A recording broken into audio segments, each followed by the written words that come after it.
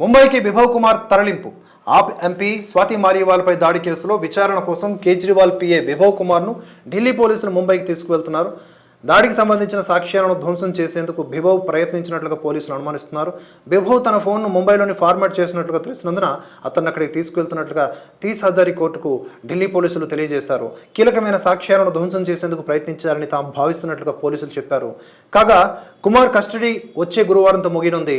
విచారణలో తేలిన అంశాల ఆధారంగా ఆయన రిమాండ్ను పొడిగించమని కానీ సెక్షన్ 201 విధించేందుకు అనుమతించమని కానీ కోర్టును పోలీసులు కోరే అవకాశం ఉంది. నేరానికి సంబంధించిన సాక్ష్యాలను ధ్వంసం చేసే వ్యక్తులను శిక్షించేందుకు సెక్షన్ 201 నమోదు చేస్తారు. అలాగే సీన్ రీకన్స్ట్రక్షన్ కూడా చేశారు. నిన్నగాక మొన్న పోలీసులు ఢిల్లీ పోలీసులు బిభవ్ కుమార్ని ఎక్కడైతే స్వాతి మాలివాల్ మీద దాడి చేశారో అదే కేజ్రీవాల్ ఇంటికి తీసుకువెళ్ళి యాజ్ ఇట్ ఈజ్గా సీన్ రీకన్స్ట్రక్షన్ చేసే ప్రయత్నం చేశారు. అలాగే గురువును మించిన శిష్యుడిలాగా ఉన్నాడు ఈయన కూడా తన ఫోన్ యొక్క పాస్వర్డ్ మర్చిపోయాడు, ఫోన్ యొక్క డేటాని ఫార్మాట్ చేశాడు. ఈ ఫోన్ డేటాని ఫార్మాట్ చేయడం మాత్రం నిజంగా గొప్ప కళాకారులు ఈ విషయాలు. వీళ్ళందరూ కూడా ఈ లిక్కర్ స్కామ్లో నిందితులందరూ కూడా అంతే, కవిత నుంచి కేజ్రీవాల్ దాకా ప్రతి ఒక్కరు ఏమన్నా అంటే ఫోన్లు ఫార్మాట్ చేయడం. పోనీ సరే ఉన్నటువంటి సిస్టమ్స్ ల్యాప్టాప్లు ఐపాడ్లు వీటి ఉంటాయి కదా, వాటి పాస్వర్డ్ చెప్పండి అంటే గుర్తులేదు, మర్చిపోయా, తెలీదు అంటే వదిలేస్తారేంటి అధికారులు? ఇదంతా బీజేపీ దాడి. ఏమన్నా అడిగితే క్వశ్చన్, మీరు స్కామ్ చేశారు, మీరు స్వాతి మాలివాల్ని కొట్టారా అని అడిగారు అనుకోండి బిభవ్కు, ఇదంతా బీజేపీ కుట్ర కాదండి. ఆవిడ మీ ఇంటికి వచ్చి, ఇప్పుడు మీరు అక్కడ ఉన్నారు, కేజ్రీవాల్ వాళ్ళ ఇంట్లో ఉన్నారు, ఈవిడ ఆ డ్రాయింగ్ రూమ్లో వెయిట్ చేస్తూ ఉన్నారు, సడన్గా ఆమె మీద మీరు అటాక్ చేశారా లేదా? నో, ఇదంతా కూడా మోదీ చేస్తున్న కుట్ర, అమిత్ షా ఆడుతున్న నాటకం. ఇట్లా ఆన్సర్స్ ఉంటాయి వీళ్ళవి. స్వాతి మాలివాల్ రెగ్యులర్స్ ఇప్పుడు రెగ్యులర్స్ ప్రొటెస్ట్ జరిగింది కదా, రెగ్యులర్స్ ప్రొటెస్ట్ విషయంలో ఆ ఉమెన్ అని చెప్పేసి ఒక కార్డును తీసుకొచ్చి ఎక్కువగా ముందుకి వచ్చి పోరాడింది స్వాతి మాలివాల్. మరి ఆ రోజు పోరాడినటువంటి స్వాతి మాలివాల్కి ఈరోజు మద్దతుగా ఆ రెగ్యులర్స్ రావాలి కదా, ఆ ఉమెన్ రెగ్యులర్స్ రావాలి కదా. మా కోసం నిలబడినటువంటి స్వాతి మాలివాల్కి ఈరోజు దాడి జరిగింది